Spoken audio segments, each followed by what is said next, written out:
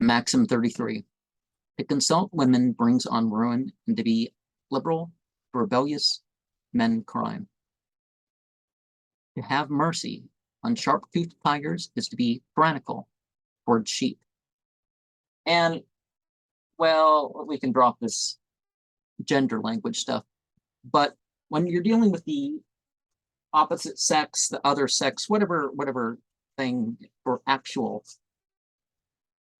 physical reality-based gender,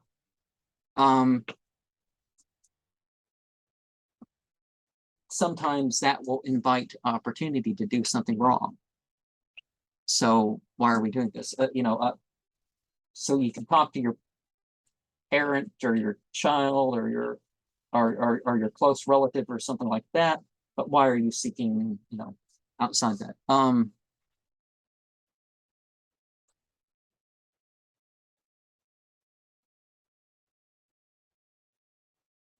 Know that how you deal with one person is how you're dealing with other people as well.